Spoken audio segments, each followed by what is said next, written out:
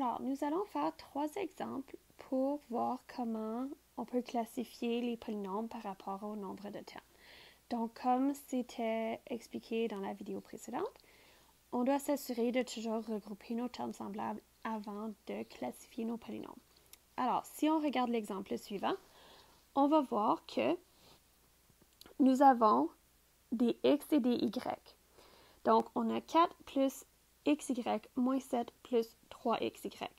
Je vois que le x et le y ont les mêmes exposants, donc ce sont des termes semblables et je peux les regrouper.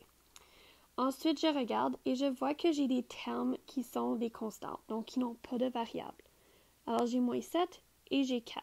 Donc, c'est comme ça que je vais regrouper mes termes. Alors, je vais regarder. Je vais avoir xy plus 3, xy plus 4 moins 7. Donc, pour mon xy, c'est comme si j'avais un xy en avant. Donc, je vais faire 1 plus 3. Donc, 1 plus 3, c'est 4xy. Et je vais faire plus 4 moins 7. Donc, plus 4 moins 7, c'est moins 3. Donc, je vois ici que le polynôme que j'obtiens, c'est 4xy moins 3. Je vois que j'ai 2 termes. Et donc, cela le classifie comme étant un binôme. Essayons un autre exemple. Maintenant, j'ai 3x au carré plus 4y au carré moins 5z au carré moins 2x au carré moins 3y au carré.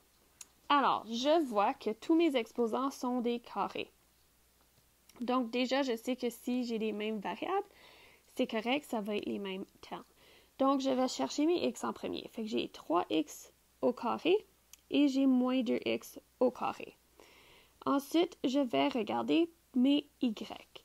J'ai plus 4y au carré et j'ai moins 3y au carré.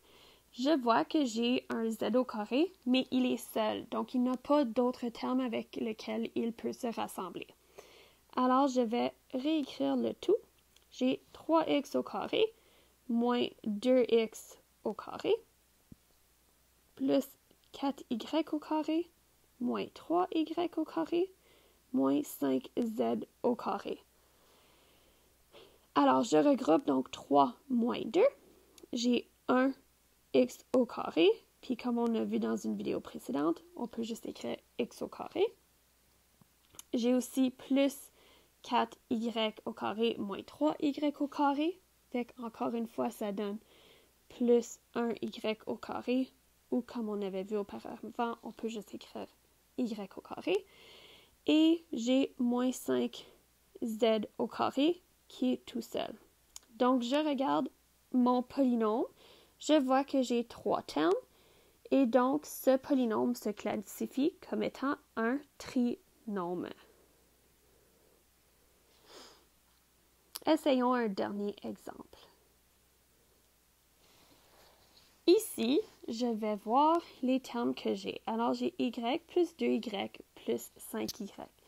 Donc, je vois que mes y ont tous le même exposant, donc sont tous des termes semblables. Alors, j'ai y plus 2y moins 5y. Donc, je peux simplement tout regrouper ensemble. Donc, 1 plus 2 égale à 3. Fait qu'ici, je vais avoir 3y moins 5y. 3 moins 5, ça me donne moins 2y. Donc, ce polynôme qui a un seul terme est donc classifié comme étant un monôme.